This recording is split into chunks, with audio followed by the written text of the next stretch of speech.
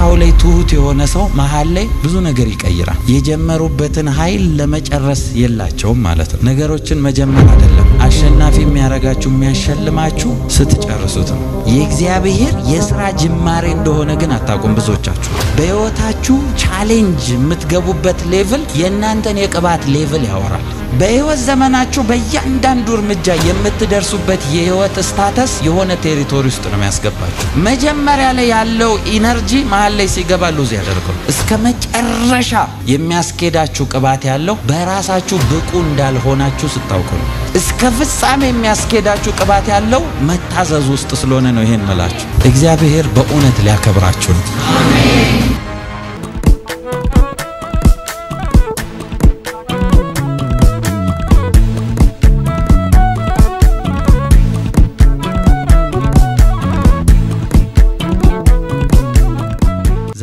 ማስተምራችሁ ጌታ የተናገረኝ እንድናገራችሁ የፈለገው እስከ ፍጻሜ የሚያስኬድ ቅባት በሚል አሜን። እስቲ አሜን በሉ። አንዳንድ ጊዜ ነገሮች ይጀመራሉ።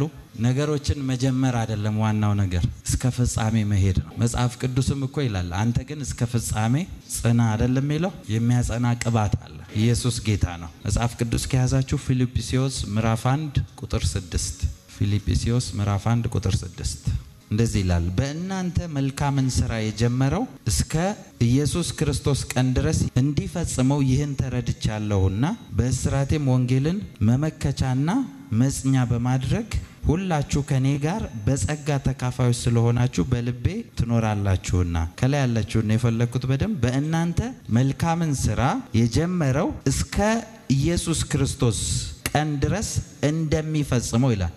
ማን የጀመረው? የጀመረው ነው የሚፈጽመው። በደም ሰምታችኋል። በእናንተ መልካምን ሥራ የጀመረው ነው የሚለው ያስጀመረ እግዚአብሔር ነው። ብዙ ጊዜ ችግሩ እንደዚህ አይነት የፍጻሜ ቅባት ላይ እንዳንደርስ የሚያደርገው በእግዚአብሔር እንጀምራለን መሃል ላይ በራሳችን እንጨርሳለን። እሱ ነው ፕሮብሌሙ። ዮሐንስ ወንጌል ምዕራፍ 4 ቁጥር 34 ያለውን ላንብብላችሁ። ኢየሱስም እንዲህ አላቸው። ስለ መብል ነው ያወሩት። አበላም እንደ ምናምን ብለው ሲጠይቁት እንደዚህ አላቸው። ኢየሱስም እንደዚህ አላቸው የእኔስ መብል የላከኝን ፈቃድ አደርግ ዘንድ ስራውንም እፈጽም ዘንድ ነው። ሰምታችኋል። ፈቃዱን ማድረግ ብቻ አይደለም ስራውን እፈጽም ዘንድ ነው ይላል። ብዙ ጊዜ የሆነ ነገሮች መጀመር ቀላል ናቸው። የሆኑ ነገር ውስጥ መግባት ቀላል ነው። ብዙ ጊዜ ሰው ከአገልጋይ የሚሆን ቅባት ሲካፈል መካፈሉ አይደለም ፖይንቱ። የተካፈለውን ይዞ መቀጠል ግን ብዙ ሰው አይችልም። ሰዎች ስራ ይጀምራሉ፣ በህይወታቸው ብዙ ነገር ይጀምራሉ፣ ብዙ ነገር ውስጥ ይገባሉ። በመግባታቸው ኤክሳይትድ ይሆናሉ፣ ሰለብሬት ያደርጋሉ። ግን ሁሉ ነገር መንፈሳዊ እንደሆነ ሰው ስለማያቅ ብዙ ጊዜ የጀመሩትን መጨረስ አይችሉም። ይኸውላችሁ ለምንድነው ሁሉም ነገር መንፈሳዊ ሆነው ካላችሁኝ፣ ለምሳሌ አንዳንድ ሰው እንዴ ስራ መንፈሳዊ ነው እንዴ? ቢዝነስስ ሁሉ ነገር መንፈሳዊ ነው። ለምሳሌ ትልልቅ ነገር ጀምራችሁ ትልልቅ ኮኔክሽን የናንተን ፋይናንሻል ህይወት የናንተን ነገር በአንዴ መቀየር የሚችል ፊት ለፊት አፍጦ መጥቶ ፌል ያደረገባችሁ ሰዎች እስቲ ይኸውላችሁ በደንብ ስሙኝ በጌታ። ነገሮች ኮኔክሽን መጀመራቸው ምናምን ፕሮብሌም የለው። ማንም አጋንንት የሚሆን ሰዎችን ፋይት ሲያረጓችሁ መጀመሪያችሁ ላይ አይደለም ፋይት የሚያረጓችሁ። ብዙ ጊዜ ደግሞ ሰዎች ያጋንንት ፋይት ያለባቸው እንደዚህ አይነት ነገር ሲጀምሩ መጀመሪያቸው ላይ ፋይት ያያረጓቸው። ለምንድነው ፋይት የማያረጓቸው ካላችሁ መጀመሪያ ያላችሁን አቅም እንድጨርሱ ነው የሚያደርጓቸው። ለምሳሌ ፋይናንሻልም ቢሆን በጀት ያደረጋችሁት ምናምን ነገር ሉዝ እንድታረጉት ነው የሚያደርጋችሁ። ከኔ ጋር ናችሁ? እንደዚህ አይነት ትልልቅ ኮኔክሽኖች ሲመጡት በረከቶች ትልልቅ ስራዎች ትልልቅ ነገሮች ሲመጡ እናንተ ነገሩን በሩጫ ብቻ የሆነ አቺቭ ማድረግ የምትችሉ ነው የሚመስላችሁ። መጀመሪያ ዲሲቭ ተደርጋችሁ የጀመራችሁት እሱ ጋር። እነዛ ነገሮች ሲጀመሩ ማሰብ ያለባችሁ ምን አይነት ቴሪቶሪ ትቀይራላችሁ ነው ጥያቄ። በህይወት ዘመናችሁ በእያንዳንዱ እርምጃ የምትደርሱበት የህይወት ስታተስ የሆነ ቴሪቶሪ ውስጥ ነው የሚያስገባችሁ። ከኔ ጋር ናችሁ? እዚህ ሀገር የኑሮ ስታተስ አለ አይደለ? መንፈሳዊ ዓለም ላይ ስታተስ አለ። ቢሊቭ ሚ በእውነት አንዳንድ ጊዜ እንደዚህ አይነት ነገር ሲነገር እሰማለሁ። መጽሐፍ ቅዱሳዊ ነው ወይ ካላችሁኝ አይደለም የሚነገሩት ነገሮች። ለምሳሌ የነቢያት አገልግሎት አለ አይደለ? ነብይ ተብሎ ታይትሉ ስለተጠራ ሁሉም ነብይ አንድ አይነት ይመስላል ነው። መጽሐፍ ቅዱስም እኮ እነ ኤልያስ አይነት ነቢያት እኮ ነቢያት ራሱ ኮንፊውዝ የሚያደርጉ ነቢያቶች ናቸው። ምክንያቱም 7000 ምርጥ አሉኝ ብሎ እግዚአብሔር የደበቃቸው የኤልያስን አኖይንቲንግ አይገባቸው። ምክንያቱም ኤልሳ ሲከተለው ኤልሳን ለማስቆም ምን አሉት? ወዴት እንደሚወስደው እግዚአብሔር መንፈስ አናቅም። ከየት ይምጠቀው ወዴት ይውሰደው ምናቀው ታሪክ የለም። ስለዚህ ዝም ብለ ጊዜን ያባከንክ ነው። እኛ ራሱ ልንከተለው ሞክረን ፌል አድርገናል ነው ወሬው። ስለዚህ እሱ ያለበት ሌቭል ሌላ ሌቭል። ስራ ብቻ ጀምራችሁ ወይ የሆነ ነገር ጀምራችሁ ማቆምን አይደለም። ብዙ ጊዜ ሰው መጀመሪያ ላይ ያለው ኢነርጂ መሃል ላይ ሲገባ ሉዝ ያደርገው። በእግዚአብሔር ዓለም ውስጥ በደንብ ሰው ይሄን ነገር ከዚህ በፊት ነግሬያቸዋለሁ። መጽሐፍ ቅዱስ አባብሎ ይጠራል ይልና ጠርቶ ሲያመጣ ይው ድምጼን አሰምቼ አባብዬ ጠራለሁ ይላል። መጀመሪያ ማንንም ሰው መነሻው ላይ ሰምቶ የጀመረው እግዚአብሔርን ድምጽ አባብሎ ይጠራቸዋል፣ ያመጣቸዋል። ከዛ እንደዚህ ይላል መጽሐፍ ቅዱስ በእሳትም መካከል አሳልፋቸዋለሁ ይላል። አደገኛ እሳት መካከል ካለፋችሁ በኋላ እንደዚህ ይላል የነጠረውንም ድምጼን አሰማቸዋለሁ ይላል። ሰው የሆነች ነገር ሰምቶ ይጀምርና መሃል ላይ ያለው በዚህ እንዳይሄድ በዚህ መረጅም እሳት ነው፣ በዚህ የሆነ መንገድ መጥቷል፣ ተዛግቦ መሃል ላይ በህይወታችሁ የሚከፈትባችሁ ነገሮች የእናንተን ማንነት ነው የሚያወሩት። እናንተ እንዳማኝ ብልጥ ከሆናችሁ በህይወታችሁ ቻሌንጅ የምትገቡበት ሌቭል የእናንተን የቅባት ሌቭል ያወራል። ከኔ ጋር ናችሁ? አንዳንድ ጊዜ እናንተ ውስጥ ከፍ ያለ ነገር ሲኖር፣ በጣም ከፍ ያለ ነገር ሲኖር፣ ትልቅ ነገር ሲኖር ሰላማዊ ጌታን የሚወድ ነው የምትሉትን ሰው ያስነሳባችኋል። ባልና ሚስቶች ትልቅ በረከት ውስጥ ልገቡ ስትሉ አንድ አይነት ሌላ ሰው ቢሰማው አንድ አይነት ቋንቋ ያወራችሁ ትጣላላችሁ። አንድ አይነት እኮ ነው ወሬው፣ ቋንቋ አንድ አይነት ነው። ልባችሁን የሚያዘል ሁኔታ መሃል ላይ ይመጣል። ፍጻሜያችሁ ላይ እንዳትደርሱ ሲፈልግ በምትሰሩት ፋይናንሻል ብሌሲንግ ውስጥ ለመግባት ይወላችሁ በደንብ ስሙኝ፣ እቺን ቃል ስሙኝ። መጽሐፍ ቅዱስ እንደዚህ ይላል የአብርሃም በረከት በክርስቶስ ለአሕዛብ እንዲደርስ ይላል አይደለ? የአብርሃም በረከት በክርስቶስ በኩል ለአሕዛብ እንዲደርስ ይላል። which is ለኛ የመጣው በረከት ማለት በጌታ ናችሁ አይደለ?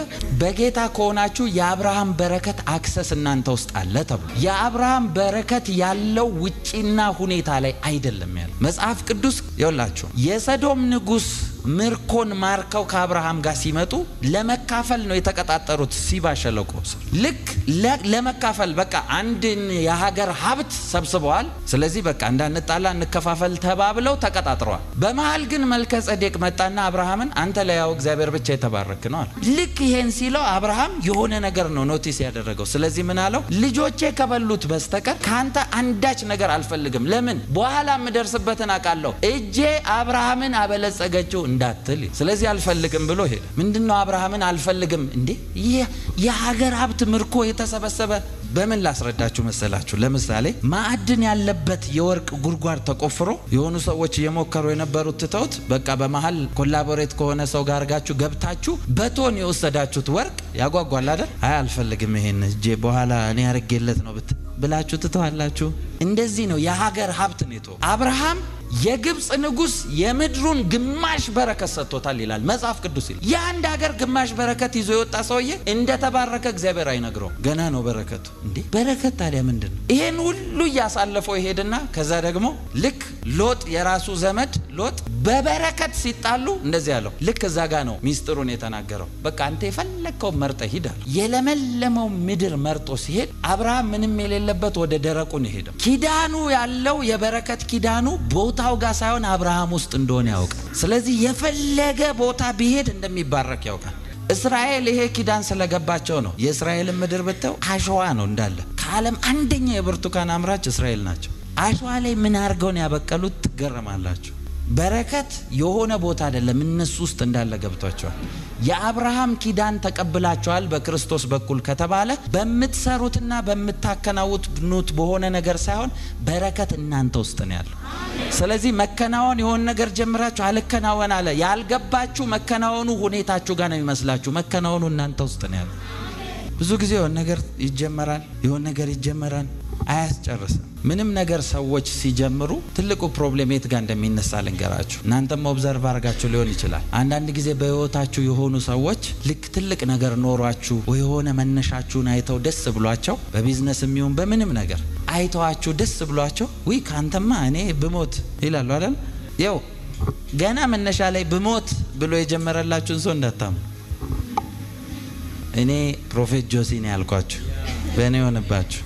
አንዳንድ ጊዜ መሃል ላይ ጀምራችሁ ይወላችሁ መሃል ላይ ጀምራችሁ ፌል የሚያስደርጋችሁ ዲፔንድ አድርጋችሁ የጀመራችሁበትን እግዚአብሔር ስለሚያስጥላችሁ። ከኔ ጋር ናችሁ? ለምሳሌ መነሻው ላይ ትሁት የሆነ ሰው መሃል ላይ ብዙ ነገር ይቀይራል። ኢቭን ቤተክርስቲያን ላይ በጣም ትሁት ሆኖ እግዚአብሔር እንዲሰጣቸው የሆነ ነገር እንዲመልስላቸው የመጡ ሰዎች የሆነ ቦታ ስታገኟቸው ተለውጠዋል። እግዚአብሔር የመለሰላቸውን ያስረሳቸው የጀመሩበትን ኃይል ለመጨረስ የላቸውም ማለት ነው። የጌታን ታማኝነት ላሳያችሁ። አንድ ልጅ በጣም ብዙ ኢንካውንተሮች ነበሯት።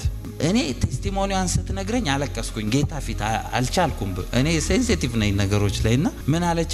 አይኖቿን ከፍቶላት ኤቭሪ ታይም ታያዋለች። ጌታ ማለት ፊዚካል ቪዚቴሽን ታያለች። ሁሉ ጊዜ ያወራታል፣ ይመራታል። የምትናገረው ነገር ሻርፕ ነው ልጅቷ። እና ዩኒቨርሲቲ ስትገባ ምን አለች? ጌታዬ በቃ የዚህን ግቢ ላይፍ እኔ ብቻዬን ማየት ፈልጋለሁ አለች።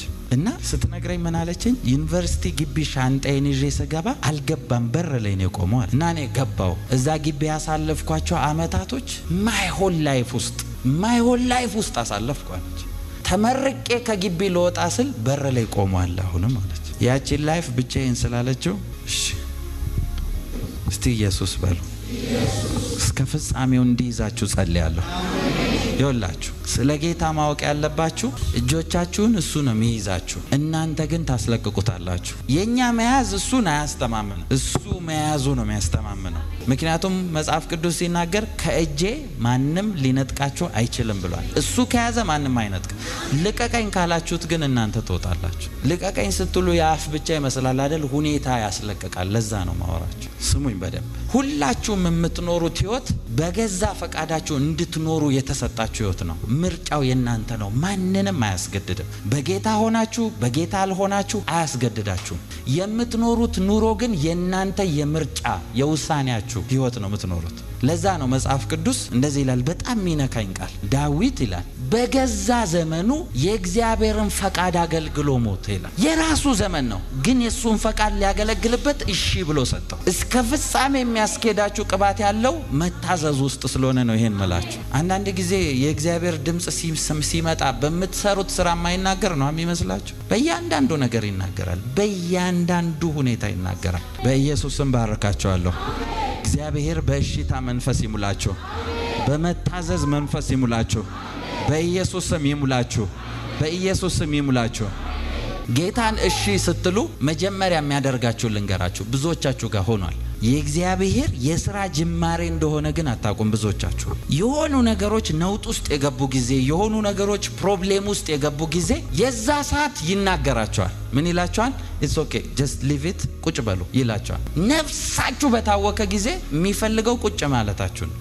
ምንም ይበላሽ እንደፈለገ አድርጎ ያስተካክሏል። እናንተ ግን እሱን ሰምታችሁ መረጋጋት አትፈልጉ። መንፈሳችሁና ስጋችሁ ይጣላሉ። ስጋችሁ ሁኔታን እያየ ተደበላልቋል ትላላችሁ። መንፈሳችሁ ግን የዛ ሰዓት ይመጣና ጌታ ኢትስ ኦኬ ቁጭ ጌታ ኢየሱስ ፊት ያው የማገለግለው ጌታ ፊት የጌታን ድምጽ በኔዎት ያበዛልኝ በእንደዚህ ሁኔታ ውስጥ እሺ ማለትን ስላስተማረኝ።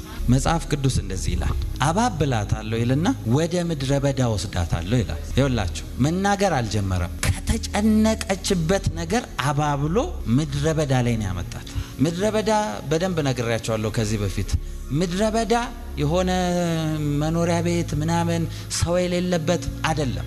ምድረ በዳ ማለት ትክክለኛ ትርጉሙ እናንተን የሚረዳ ሰው ከቧችሁ እንኳን የሚረዳ የሌለበት ቦታ ምድረ በዳ። ማአት ሰው ዘመድ ገንዘብ ያለው ምናምን ማአት ተከባችሁ ግን የናንተን የውስጥ ጩኸት ለማውጣት አትችሉም። እዛ ቦታ ላይ የዛ ሰዓት ምድረ በዳችሁ ላይ ነው ያላችሁት። ልክ እንደዚህ አይነት ሁኔታ ላይ ምድረ በዳ ወስዳታለሁ ይልና በዚያም ለልቧ እናገራለሁ ይላል። የዛ ሰዓት ማውራት ይጀምራል እግዚአብሔር። ግን ብዙ ጊዜ የሚያወራበት ቦታ ላይ እናንተ አትሰሙት። በተለይ ይሄንን ስለ ቅባት ማለት ፈልጋለሁ። ለምሳሌ የኔን መንፈሳዊ አባት እንደዚህ ብዬ ጠየቅኩት በያው ጌታ ፊት የዛሬ 26 ዓመት በፊት ያገለገላቸው አገልግሎቶች የዛሬ 20 ምናምን ዓመት 10 ምናምን ዓመት ያገለገላቸው አገልግሎቶች ሳያቸው ስቲል ፋየሩ ፍሬሽ ነው። አሁን አንድ አይነት ነው ያለው። እንደውም እየጨመረ ነው ሄደው እና አገልግሎት ላይ ብዙ ጊዜ ሳይ ኢቭን እዚህ ሀገር እንኳን አገልጋዮች አይታችሁ ከሆነ የሆነ ሲዝን ላይ በኃይል ይነሳና ያገልጋይ ከሆነ 3-4 ዓመት በኋላ ይጠፋል። ያ ፋየር መቀጠል አይችልም። እና ሁሌ ጥያቄ ነበር። ኢቭን እግዚአብሔር አገልግሎቱ ሳያስገባኝ በፊት የኔ ጥያቄ እሱ ነው። ምንድነው ቆይ የሆነ ጊዜ ትሰራና ከዛ ልክ ይሄ ሞዴል አፕዴት እንደሚደረገው አፕዴት ነው የምታረገው ምንድነው? ልክ አንዳንድ ጊዜ ማሽን ሲመጣ ኒው ቨርዥን መጥቷል ተብሎ እንደሚቀየረው ምንድነው ግራ ይገባኝ ነበር። በዚህ ዘመን አገልጋይ እንደሚታማ እውነት የሚታማ አለ? ዓለማዊ እኮ እንደዚህ ይታማ ማለት እንደዚህ ውስጥ ገብቶ እንደዚህ አድርገው የዘንድሮ አገልጋይ የዘንድሮ ምናምን ማአት ነገር ውስጥ ይከታቸዋል። እና ጥያቄ መጠየቅ ጀመርኩኝ። ጌታ ሆይ እንደዚህ አይነት ነገር ውስጥ መጨረሻው አንድ አይነት ከሆነ ለምን አገለግላለሁ? አርፌ ቁጭ አልልም? የፈለገ እሳት ከሰማይ አውርዳችሁ መጨረሻችሁ ጥፋት ከሆነ ምን ይሰራል? ምን በጌታ ፊት ምን ይሰራል? ስሙኝ በደንብ አገልጋዮችም ሆኑ በራሳችሁ ላይፍ የትኛውንም ህይወት የምትኖሩ ሰዎች ሰውን ዲፔንድ አድርጋችሁ የጀመራችሁት ነገር ያው ዲፔንድ ያደርጋችሁበት ሰው ይጥላችኋል። እግዚአብሔር ፊት ይው ጌታ ኢየሱስ ፊት በማገለግለው አገልግሎት ተጠንቅቄ የሚሄደው በጉባኤ ጩኸት አገልግሎት መምራት አልፈልግም። ለምሳሌ አንዳንድ ጊዜ በኃይል ፕሮፌቲክ ነገር ሲለቀቅ እተነበያለሁ አይደለ? ሰው የእግዚአብሔርን ነገር ትቶ የሆነ የሚነገረውን ሲያስብ ትቼ ነው የምወጣው። ኔቨር እኔ በጉባኤ ላይ ዲፔንድ አድርጌ አላውቅም። ለምን? አቅጣጫዬን እንዲያስቀይረኝ ስለማልፈልግ። ለምንድን ነው እንደዚህ የምትለው ካላችሁ ጮሆ ሴሌብሬት ያደረጋችሁ ያው ሰው ነው የሚነሳባችሁ። believe me እንደዛ ሴሌብሬት ሲያደርጉት የነበሩ ሰዎች እኮ ናቸው ምን ከሙሴ ውጪ ነብይ የለም ያሉት። ሰፈር ሲያሳምጹ እኮ ምድር ሰንጥቆ ነው ያወጣቸው። እኔ እንደዚህ አይነት ሞት የተፈረደበት ሁሉ ያለ ምድር ያው ተባበረቻቸው እኮ የሚለው ሙሴን እኮ ነው። ያው ተከፍሎ ከነ ነፍሳቸው ዘጋችባቸው። ፊልም ነው የሚመስለው የሆነ አኒሜሽን ምናምን። ያው ህዝብ ያው ታምራት እሳት ምናምን ሲሆንለት ስጋ ማረን ሲል ወሩ ሙሉ ባፍንጫችሁ ይውጣ ያለ የሚያበላው የመላክ ምግብ የበላ ሰው እኮ ነው። ያው ጌታ ፊት የኛ ያንግ ጄነሬሽን ቅባትን ይፈልጋል which is very big gift። መፈለጉ ነው ትልቅ ስጦታ። የፈለገውን እንዳይቀበል የሚያደርገው ግን ስቴብል አይደለም፣ አንድ ቦታ አይቀመጥ። አገልግሎት ላይም ሲገባ አገልግሎትም ሲጀመር ጌታ ባክ በህይወቴ ፌል እንዳላደርግ አንድ ሌሰን ስጠኝ እስከ መጨረሻው ላገልግል። መጨረሻ ላይ ጌታ እኮ መምጣቱ አይቀርም አይደለ? የዛኔ ወደ ራሱ ሲወስደን መጨረሻ ላይ በቃ አንተስ ከመጨረሻው ጸንተ ቆመሃል፣ ስለዚህ በቃ ትሸለማለህ። ልክ መጽሐፍ ቅዱስ አንተ ግን እስከ መጨረሻው በጣ ክፍል ቁም እንደተባለው ድል ለነሳው ነው አይደለም የሚለው? ከተሰወረ መና ሰጠዋለሁ የሚለው ጌታ ይሄንን ሚስጥር ያስተማረኝን ነግራቸዋል። ቅባት ኖሮባችሁ እግዚአብሔር ትልልቅ ነገር ሰጥቷችሁ መጀመሪያ ላይ ውስጣችሁ በረሃብ እየተቃጠለ በእግዚአብሔር እሳት እየተቃጠለ ጀምራችሁ ያ ፋየር ደግሞ ሲለቀቅ መሃል ላይ ተጠፋላችሁ። መጀመሪያ የሚጀምረው መጀመሪያ በእግዚአብሔር የነበራችሁ ደስታ መወሰድ ይጀምራል። የተሰጣችሁ ያ ስጦታ የሳልቬሽን ጊፍታችሁ የዳነ ሰው ስጦታ ነው ያ ስጦታ። ያ ነገር ግን ይውላችሁ ለምሳሌ መዳን ተሰጥቷችሁ የመዳኑ ደስታ ከተወሰደባችሁ በታሪክ እስከ መጨረሻ ያስከተላችሁ። መጽሐፍ ቅዱሳችሁን አውጡ። መዝሙር 51:12 እስቲ አውጡ። እንደዚህ ይላል። ዳዊት ነው የሚጸልየው። ቁጥር 11 ላይ ቁጥር 10 ጀምሮ እንደዚህ ይላል። አቤቱ ንጹህ ልብን ፍጠርልኝ። ሰምታችኋል? ንጹህ ልብን ፍጠርልኝ። ከቁጥር 10 እስከ 12 ንጹህ ልብን ፍጠርልኝ፣ የቀናውንም መንፈስ በውስጤ አድስ። ከፊትህ አትጣለኝ፣ ቅዱሱንም መንፈስ ከኔ ላይ አትውሰድብኝ። ከዛ እንደዚህ ይላል። የማዳንን ደስታ ስጠኝ፣ በእሺታ መንፈስ ደግፈኝ። ሰምታችኋል? የማዳንን ደስታ ነው የሚለው። የተሰጣችሁ የሳልቬሽን ጆይ የተሰጣችሁ ደስታ በእግዚአብሔር ላይ የነበራችሁ ደስታ ከሱ መነሳት ከጀመረ ሰይጣን አገልጋይን ትሪክ የሚሰራበትን ነገር ነው መነግራችሁ። ልክ ደስታን ከዛ ጋር ያነሳና ደስታን ሁኔታችሁ ላይ እንድትፈልጉ ያደርጋችሁ። ሴሌብሬት በመደረግ ውስጥ ደስታን ገንዘብ ላይ፣ ደስታን ሌሎች ነገሮች ላይ፣ ደስታን የሆኑ ነገሮች ላይ ከእግዚአብሔር ፎከስ አስነስቶ የሆነ ነገር ውስጥ የሚከታችሁ ደስታችሁን ከእግዚአብሔር ላይ ሲወስዱ። ከኔ ጋር ናችሁ? ይውላችሁ እግዚአብሔር ጠርቷችሁም እያገለገላችሁ ያላችሁ ሰዎች በሰጣችሁ ስጦታ ላይ አትደገፉ። አንዳንድ ጊዜ ይውላችሁ ጌታ አምላክ የፊት ነው ማወራው። በዚህ ጥቂት አገልግሎት ጊዜ እንኳን ከህይወት የተማርኩት ልንገራችሁ። የትንቢት ስጦታን ቢሰጠኝም ስለታየ ብቻ እንደማይተነበይ ነግሮኛል። ለምሳሌ ስለ አንዳንድ ሰዎች ሳይ ያየሁትን ዝም ብዬ አልፋለሁ። መናገር ስለማልፈልግ አይደለም። አንዳንድ ነገሮች ስለሚነገሩ ብቻ አይደለም የሚነግራችሁ። አንዳንድ ነገሮች ወዳጅ ሲያደርጋችሁ ነው የሚነግራችሁ። ለምሳሌ አንድን ሰው ወዳጅ ስታደርጉት ይሄን ሚስጥር ነግርሃለሁ ብላችሁ ስታወሩት ለሌላ እንዲያወራ ፈልጋችሁ ነው እንዴ? ነው። ሁለተኛው ሪዝን ደግሞ ብዙ ጊዜ ሰዎች በፕሮፌቲክ አገልግሎት አዝነው እንዲጠፉ ያደረገው ነቢያቶች መልእክቱን ስላላዩት አይደለም፣ የመልእክቱን ሲዝን ግን አላወቁትም። ስለዚህ መልእክቱን በዛ ሰውዬ ህይወት ውስጥ ኤክስፖዝ ስታደርጉት መንፈሳዊ ጦርነት ነው የምታውጁበት። ምክንያቱም መንፈሳዊ ዓለም ላይ ነው የለቀቃችሁት። ያንን ከኔ ጋር ናችሁ?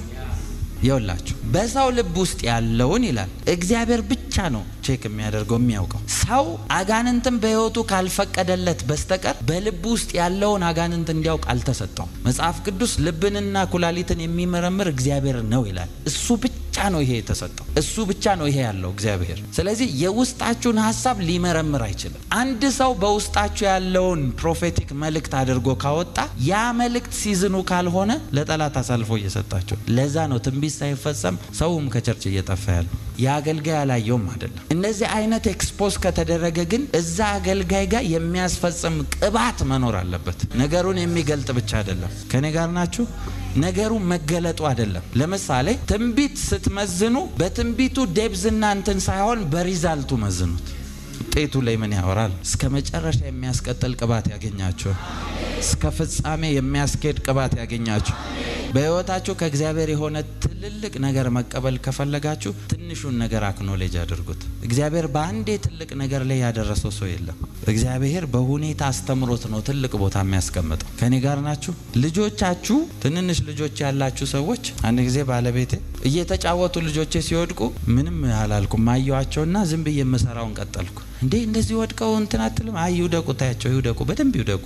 ወድቀው በራሳቸው መነሳትን ሲለምዱ አድገው ቢወድቁ መነሳት እንዳለ ነው የሚያውቁት። መውደቅን ሳታስተምሯቸው ትልቅ ቦታ ካደረሷቸው በኋላ ቢወድቁ አታነሷቸውም ደግማቸው። መቼም ላታነሷቸው በማትችሉት ውድቀት ውስጥ ነው የሚገቡት። መጽሐፍ ቅዱስ በጣም የሚገርመኝ ምሳሌ መጽሐፍ ላይ እንደዚህ ይላል፣ በእግዚአብሔር አትመረር፣ እሱ ሲገስጽ ሲቆጣ አትመረር ይላል። የሚወደውን ነው እግዚአብሔር እንደዛ የሚያደርገው ይላል። ለምሳሌ ዩኒቨርሲቲ ላይ ሴሚስተር ሊቀየር ሲል ምን ይደረጋል? ፈተና አይደለ? ፈተና ይጀምራል አይደል? ልክ ሴሚስተሩ ሁለተኛው ሴሚስተር ሊቀየር ሲል ፈተና እንደ ዩኒቨርሲቲ ታወጅና ፈተናን ቁጭ ብለህ ትፈተናለህ። ብዙ ሰው ፈተና ለመውደቅ የሚወጣ የሚመስለው አንዳንዱ ይወድቅበታል። ፈተናው ግን ቴስት አድርጎት ወደ ቀጣይ ሴሚስተር እንደሚያሳልፈው የሚያልቅ ግን ያልፍበታል። እግዚአብሔር በሚሰጣችሁ የትኛውም ትልቅ ነገር ከዚህ በፊት ብያችኋለሁ፣ መጀመሪያውን ላይ ሆናችሁ መጨረሻውን ያሳያችኋል። መሃሉን ዝም ነው የሚላችሁ። መሃል ላይ ስትገቡ እግዚአብሔር የሌለ እስኪመስላችሁ ድረስ ትሆናላችሁ። እስከ መጨረሻ የሚያስኬዳችሁ ቅባት ያለው በራሳችሁ ብቁ እንዳልሆናችሁ ስታውቁ ነው። እሱ ላይ መደገፍን ሁሉ ጊዜ ስትማሩ፣ ገንዘብ ይኖራችሁ፣ ቤተሰብ ይኖራችሁ፣ የፈለገ ነገር ይኖራችሁ፣ መጽሐፍ ቅዱስ እግዚአብሔርን የሚፈልግ ልብ ደስ ይበለው ነው አይደል የሚለው? ለምንድን ነው ደስ ይበለው የሚለው? እግዚአብሔር ኤቭሪ ታይም የሚፈልገው ጋር የሚመልስ ጌታ ስለሆነ። በጌታ ፊት ልንገራችሁ፣ እናንተ የእግዚአብሔር ልጆች ከሆናችሁ ሁኔታዎቻችሁን በእናንተ ልክ አትዩዋቸው። በእናንተ ልክ ማለት በአይምሯችሁ ልክ አትዩዋቸው። ነገሮች ጦርነት እየከፈቱባችሁ ያላችሁት የእናንተ ልክ ከሁኔታዎቹ ጋር እኩል አድርጋችሁ ስለጀመራችሁ ነው። ይሄ ልንገራችሁ፣ የአገልግሎት ደጅ የከፈተውን ኢንካውንተር በህይወቴ ልንገራችሁ። እኔ እንዳገለግላችሁ እግዚአብሔር አገልግሎት ውስጥ እንድገባ ያደረገኝም ቪዥን ልንገራችሁ። ስለ ሰው መጥፎ ነገር እየተወራ ሰው እየታማ ምናምን የነበረበት ቦታ ላይ ራሴን ቆሜ ያገኘሁት በማየው ቪዥን ውስጥ። ስለ ከሌስቲ ንገረን ምናምን ይሉኛል። አልነግርም። እኔ ችግር የለም ለኔ ያዘኑ መስሏቸው ይጠይቁኛል። ንገረን፣ ግድ የለም እንደዚህ ሆነ ንገረን። አልነግርም። ጭቅጭቅ አደረጉኝ። ከዛ በኋላ እሺ ብዬ አይ እንዲህ እኮ ነው ቀላል ሆኖ እንዲህ ምናምን ብዬ ነገሩን ማውራት ጀመርኩ። ኢሚዲየትሊ መንፈሴ ላይ ምን መጣ? ዳዊት ክፉዎች ስጋዬን ሊበሉ በቀረቡ ጊዜ ይላል አይደል? ምድር ላይ ያለ የሰው ሐሜት መንፈሳዊ ዓለም ላይ ስጋ መብላት እንደሆነ ገባኝ። ሰዎች በአባባል ስጋ እየቦጨቁ ነው ምናምን ሲባል አባባል አይደለም፣ ይሄው ባይብል ላይ አለ። ከዛ ያን ቦታ ወጥቼ ሲሄድ ከተማው ተረባብሿል እና ከተማው ተረብሾ ጌታ ፊት ነው ማውራቸው። ይሄው ጌታ ኢየሱስ ፊት መለከት እየተነፋ በፈረስ ጌታ ሲመጣ አየሁኝ። ጌታ ፊት ነው ማውራው፣ እግዚአብሔር ፊት እና እየመጣ ነው እየተባለ ይወራል። በክርስትና ስትሮንግ ናቸው ያልኳቸው ሰዎች አይሰሙም። እንደ ኖርማል ላይፍ ይመላለሳሉ። እንዴ እያዩ አይደለም ወይስ ምን ሆኖ ነው? አይናቸው ተጋድሮ ነው ምን ሆኗል ብዬ መጮ ጀመርኩ እና ያንን እያየው እጮሃለሁ። ኧረ እየመጣ ነው ኧረዩ እላለሁ። ጌታ ፊት ከሚመጣው ጌታ ድምጽ ወደኔ እንደዚህ ብሎ መጣ። አንተ ራስ አትነጠቅም አለኝ። ከዛ መንገድ ላይ ስንከባለል ራሴን አየሁት። ጌታ ሆይ መጀመሪያውኑ ብትገለኝ ይሻላል፣ በዚህ ቀን አንተ ይሄን ካደረከኝ እያልኩኝ እንከባለላለሁ። እዛ ቁጭ ብለ ያይማውን ሐሜት አቃለሁ አለኝ ማለት ነው። እኔ እኮ ስለ ሰው ንገረኝ ተብዬ እኔ አይደለም ያማውት ስለ ሰውዬ ንገረኝ ተብዬ ነው። ሲምፕል የመሰለኝ ነገር ለካ ወደ ጥፋት እየከተተኝ ነበር። ጌታ ሆይ ምሕረት አድርግልኝ ያልኩ ጮሃለሁ። ከዛ እንደዚህ አለኝ፣ እሺ ተነስ አለኝና ስለዚህ ነገር ተናገር አለኝ። የመጀመሪያ አገልግሎቴን ስጀምር የጀመርኩት ስለ ኢንድ ታይም በማውራት ነው። በቃ ያው የኔም አገልጋይነት የዚህ ነው። በቃ አለቀ። ዛሬም እግዚአብሔር ይሄን እንድናገራችሁ ያደረገኝ የሚያስጨርስ ቅባት ግዴታ ስለሚያስፈልጋችሁ ነው። ከኔ ጋር ናችሁ?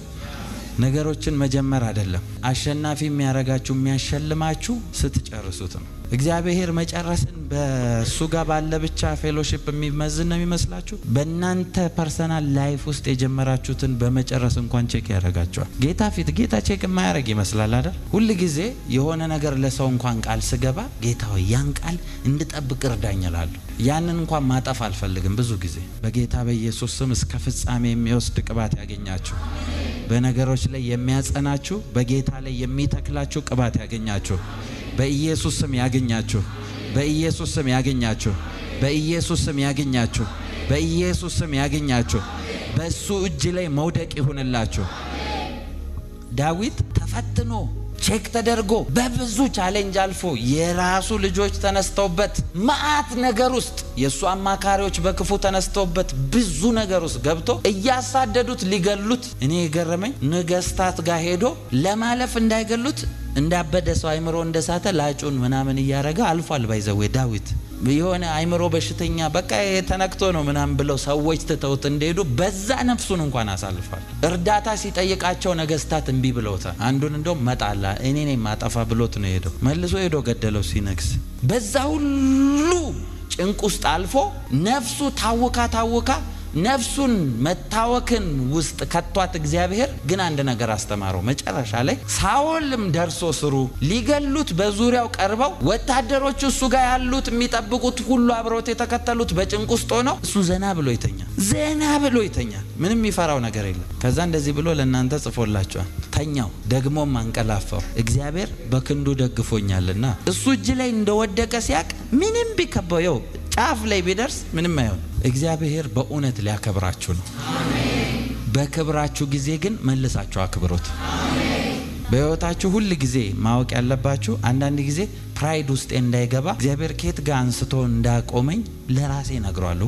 ሁሉ ጊዜ ነግረዋለሁ። ባይዘዌ አንዳንድ ጊዜ ሳወራችሁ ኢሞሽናል እንኳን የሚያደርገኝ ማለት ላይ ስቲል ፍሬሽ እንዲሆን ደጋግሜ ስለምነግረው ለራሴ ኖ የት ጋር አንስቶ እንዳስቀመጠኝ ከምን ጋር እንዳነሳኝ ለራሴ ሁሌ ነግረዋለሁ። እግዚአብሔር አክብሮ ከፍታ ላይ ሲያስቀምጣችሁ ከየት ጋር እንዳነሳችሁ ሁሉ ጊዜ ንገሩት። ጌታ ሆይ አንተ እኮ ነህ ከዚህ ያነሳኸኝ፣ አንተ እኮ ነህ እዚህ ቦታ ያደረስከኝ። አንዳንድ ሰው ከፍ ያለ ክብር ላይ ሲደርስ ለክብሩ ይጨነቃል። ያ ክብር እግዚአብሔርን እያከበረ አይደለም። ዝናችሁ፣ ስማችሁ፣ ልብሳችሁ፣ ክብራችሁ ኢየሱስ ነው። እስቲ አሜን በሉ። እስቲ አሜን በሉ። እናንተ የራሳችሁ አይደላችሁ። መጽሐፍ ቅዱስ እንደዚህ ይላል፣ በዋጋ ተገዝታችኋልና የራሳችሁ አይደላችሁም ይላል። ኢየሱስ ጌታ ነው። እግዚአብሔር እስከ ፍጻሜ ይወስዳችኋል። የትኛው መንደራችሁ፣ ሰፈራችሁ፣ ያላችሁበት ሀገር የትኛውም ቦታ ላይ ጥፋት ቢሞላ እግዚአብሔር አብሯችሁ ካለ ምንም ጥፋት እናንተ ላይ ያገኛችሁ። እቺን ሁለት ነገር ነግራችሁ ልጨርስ ከመጽሐፍ ቅዱስ። ሎጥ ጋር መላእክቶች ገቡ አይደል? እንግዶች ቤቱ ሎጥ ጋር ገብተው የከተማው ሰው ጠቅላላ ከህፃን እስከ ሽማግሌ ተበላሽቷ እንዳለ ግብረ ሰዶማውያን ኃጢአት ውስጥ ያሉ ሁሉ እንደዛ ሆነዋል። ሁሉም ያው ሰው ኖሮ ቢሆን ኖሮ እግዚአብሔር ያተርፈዋል። ድፍን ከህፃን እስከ ሽማግሌ ግን የተበላሸ ስለሆነ ነው በእሳት ያቃጠላቸው። ሙሉ ሰው ተበላሽቷል። ጤነኛ እዛ ምድር ላይ የተገኘው የሎጥ ቤተሰብ ብቻ ናቸው። የገረመኝን ነገር ልንገራችሁ። ለምሳሌ እንደ ሀገር የሆነ ነገር ግዴታ ነው ከተባለ ሁሉም ሰው ሄዶ ግር ብሎ፣ አሁን ለምሳሌ ቅርብ ጊዜ የኪራይ ውል ግዴታ ነው ተብሎ ከተማው ሁሉ በየቀበሌው ጭንቅንቅ ሆኖ ነበር አይደል?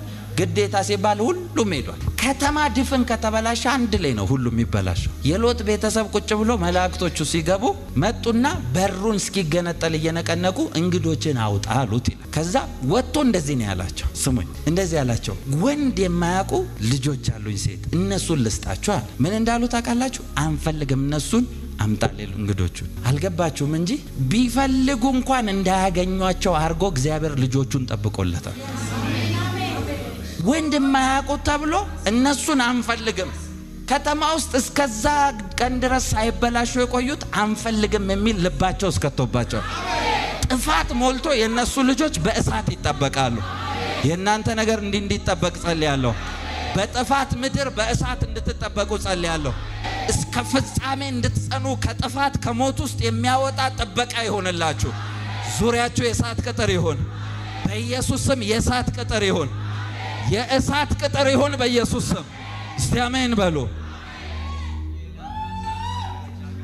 ፈቅዳችሁ ሰጣችሁ አንፈልግም የሚያስብል ደስ አይልም እንካ ብለው አይ አንዳንዶቻችሁ ደግሞ እንደዚህ አይነት በረከት እንዲጋባባችሁ ጸልያለሁ ያው ምን አይነት ካላችሁ ጴጥሮስ ትቶት ሸሽቶ ሁሉም ሲያው ግን አራ ንግግር ራሱ እሱን ይመስላል እንደዚህ አይነት ጥበቃ ያርግላችሁ ከዴስቲኒያችሁ እንዳትወጡ ወደ መንገዳችሁ የሚመልስ ጥበቃ ጴጥሮስ ላይ የተነሱ ነው አይደል የሚመስለው ማንነቱን ያስታወሱት ነው ገረድ ፊዳራን ያላቀው አራ ንግግር ራሱ እሱን ነው ይመስለው ዝምበል ለምንም እንዳትሆኑ አድርጎ የሚመልስ በኢየሱስም የእግዚአብሔር እጅ እንዲገለጥባችሁ የእግዚአብሔር እጅ እንዲገለጥባችሁ በኢየሱስም ይገለጥባችሁ የእግዚአብሔር ጥበቃ በዙሪያችሁ ይሁን በኢየሱስም በዙሪያችሁ ይሁን በዙሪያችሁ ይሁን እንዴ መጨረሻ በረከት ባረካችኋል ሚስጥራትን የምንማረው ከመጽሐፍ ቅዱስ ነው አይደል አብርሃም መከራከር ጀመረ ከእግዚአብሔር ጋር 20 ሰው ብታገኛት ምራለሁ እሺ 10 ሰውስ ምራለሁ 5ስ ምራለሁ ግን ስለሌለ ምራት አልተደረገም አሁን ጥያቄው እዚህ ጋር ነው ያለው 5 ሰው ካገኘው ምራለሁ 10 ሰው ካገኘው ምራለሁ ሚል እግዚአብሔር ለአንድ ድፍን ከተማ 10 ሰው በቂ ከሆነ እናንተ ብቻችሁ ለዘራችሁ ብዙ ናችሁ በ10 ሰው ማዳን ከቻለ በእናንተ ቤተሰባችሁን የእናንተን የሆነውን ነገር ሁሉ ማዳን ይችላል በኢየሱስ ስም ጸልያለሁ በእናንተ ምክንያት ቤተሰባችሁ ከሞት ያምልጥ በእናንተ ምክንያት ከጥፋት ያምልጡ በእናንተ ምክንያት በረከት ወደ ቤታችሁ ይግባ የእናንተ ትውልዳችሁ የቤተሰባችሁ መታወቂያ በእናንተ ምክንያት ይቀየር